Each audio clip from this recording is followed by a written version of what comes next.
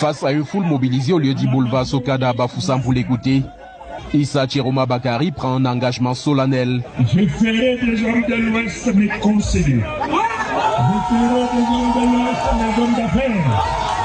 Je ferai des hommes de l'Ouest mes hommes d'affaires. Je ferai des hommes d'affaires et des professeurs pour enseigner comment on fait pour faire fortune. Le candidat du Front pour le salut national du Cameroun martèle son engagement à s'investir pour sortir le Cameroun du gouffre dans lequel l'a plongé le renouveau depuis son accession au pouvoir. Le monde entier s'interroge. Qu'est-ce qui se passe au Cameroun aujourd'hui? Que se passe-t-il où tout va à volo? Une nation qui hier était classée parmi les pays émergents à remédie intermédiaire. Aujourd'hui, on se trouve au creux de la vague. Aujourd'hui, sans l'assistance respiratoire économique des institutions financières internationales, notre économie se serait effondrée. Ce candidat à l'élection présidentielle du 12 octobre 2025 se dit inflexible en dépit des menaces dont il dit être la cible. Vous êtes au courant que je fais l'objet d'une menace. On menace de m'arrêter. On menace de faire ci. On me menace de ça. Je leur dis, ils ne peuvent pas parce que c'est le peuple qui nous fait ici. Lorsque le peuple est votre protecteur, il n'y a rien à faire. Vous devenez invulnérable parce que le peuple est invincible. L'ancien membre du gouvernement invite les populations de la région de l'Ouest non seulement de voter massivement en sa faveur, mais aussi de se constituer un puissant bouclier contre la fraude. Je n'ai jamais trahi un engagement. Celui que je prends devant vous est un engagement qui vous engage vous aussi. Moi, je jouerai ma partition, mais vous devez aussi jouer la vôtre. Présent à ce meeting, Anissé Kane, le professeur Abaoyono, on dit voix en Issa Chiroma Bakary, l'homme qu'il faut pour redresser le Cameroun. Bonjour la famille, j'espère que vous portez bien. De mon côté, je me porte super bien. La famille, avant de continuer cette vidéo, je vous prie ici de partager la vidéo massivement, liker, surtout abonnez-vous à la page pour ne pas rater les prochaines vidéos. Allez aussi vous abonner à ma chaîne YouTube. Vous avez vu les images de ce... Je ne sais même pas comment je vais appeler ça parce que je me pose encore tellement de questions que qu'est-ce qui ne va pas avec la jeunesse de notre pays qui est le Cameroun. Pendant un meeting à Bafoussam, à l'ouest du Cameroun, où Issa Chiroma dit carrément devant les jeunes Camerounais, moi ça me fait rire parce que hier, tu étais ministre et que tu avais la possibilité de créer les emplois. Donc, tu avais cette possibilité-là de créer tellement d'emplois pour cette jeunesse-là. Mais tu n'as pas pu le faire. Tu n'as même pas pu le faire. Pendant le nombre d'années que tu as travaillé avec ce régime, qu'aujourd'hui vous êtes contre ce régime-là. Parce que pour vous, on ne sait pas vraiment ce que vous cherchez à la fin. Hier, c'est toi qui disais hier que non, tu vas soutenir le président de la République jusqu'à son dernier jour. Mais aujourd'hui, on se rend compte que vous avez décidé de démissionner juste parce que vous voulez déposer votre candidature pour être président de la République. Mais moi, ce qui m'inquiète, c'est cette jeunesse-là qui m'inquiète tellement parce que je me pose encore les questions que est-ce que cette jeunesse-là a tous ses sens?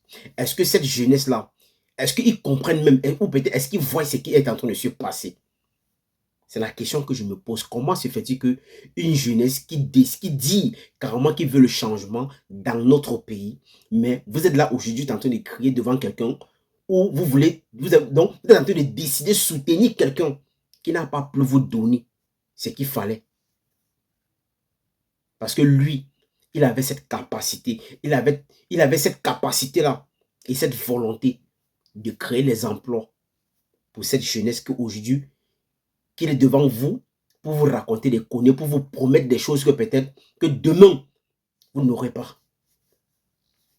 Soyez un peu intelligent et regardez un peu la chose dans le bon sens. Parce que pour moi, je ne sais pas comment un papa peut avoir la possibilité de me donner ce que j'ai besoin.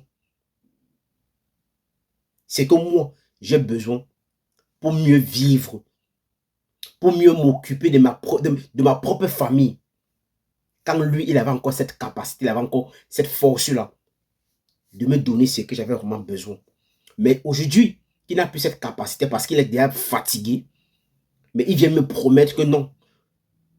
Si tu me donnes encore une seconde chance, je vais te donner ce que tu veux. À quel moment?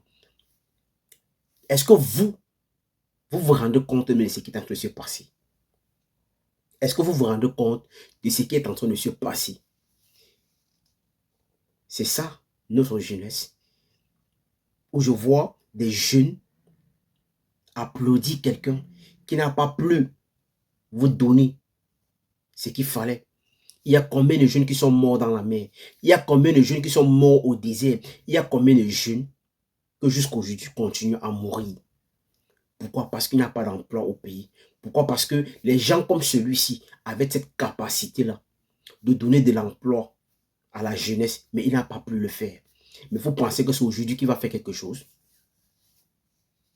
Vous pensez que c'est aujourd'hui-là, que si cette jeunesse le donne vraiment ce qu'il veut, est-ce que vous pensez que c'est aujourd'hui qu'il va s'intéresser à la jeunesse? À un moment, réveillez-vous et regardez la chose dans le bon sens. Vous voulez changer un papa qui est déjà fatigué pour mettre un autre papa qui est déjà aussi fatigué. Mais pourtant, il y a des jeunes qui sont là. Il y a des jeunes qui sont là. Que vous pouvez aussi l'écouter. Vous pouvez aussi écouter tous ces jeunes-là. Et vous mobiliser aussi derrière ce jeune-là pour donner de la force à ce jeune. Si vraiment vous voulez vraiment le changement. Parce que je ne sais pas aussi vous voulez changer la personne qui est au pouvoir. Ou vous voulez... Je ne sais pas. Moi, parce que jusqu'aujourd'hui, je n'arrive pas à comprendre si vraiment on veut le changement dans notre pays. Ou peut-être on veut changer la personne qui dirige notre pays.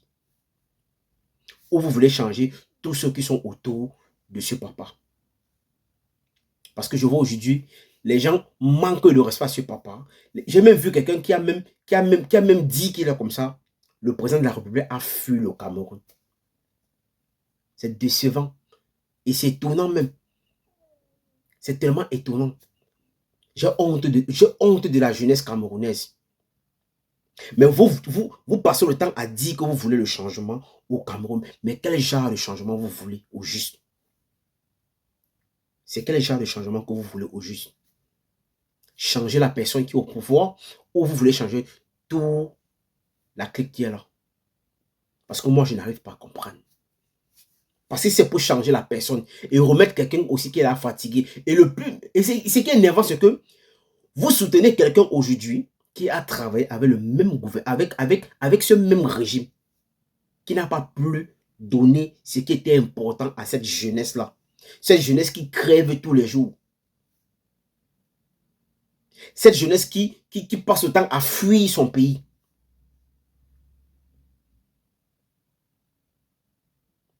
Et c'est des gens comme ça que vous avez décidé que non, vous allez soutenir.